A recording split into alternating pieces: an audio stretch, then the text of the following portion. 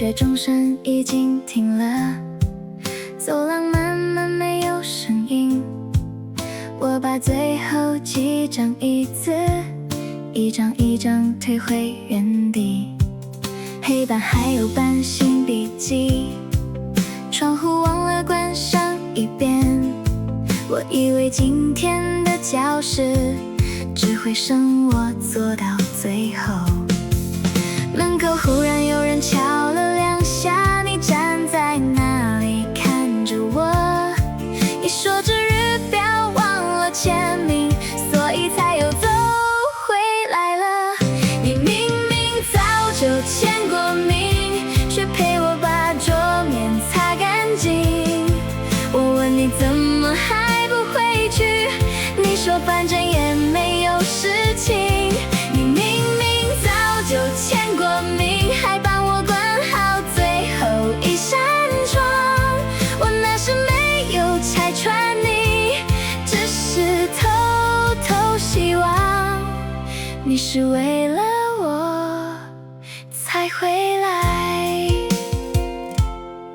你拿起后面的扫把，说地上还有一些纸屑。我说这不是你的工作，你却说2个人比较快一点。我们谁都没有多问，只是偶尔说几句话。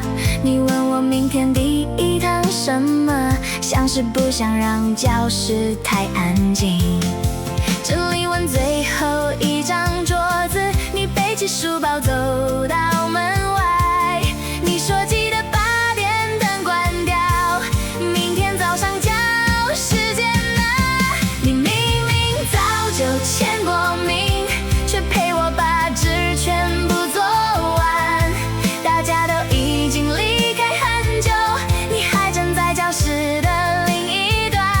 你明明早就签过名，那个理由一点都不像真的。如果你只是忘了什么，为什么找到以后还陪我留了那么久？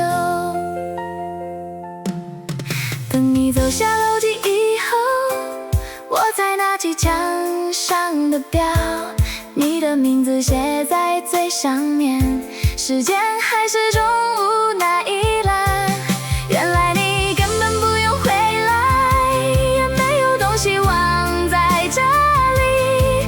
我对着那个看了很久，却不敢提你才愿意。你明明早就签过名，我却假装自己没有看清。也许你只是刚好经过，也许你有话没有说明。你明明早就签过名，那天下午我一直记到现在。我不知道真正的理由，只知道空的教室里，你选择留下来陪我。隔天见面你没有提起，我也没有问那个原因，只是每次看到这日表，都会想起你早就签过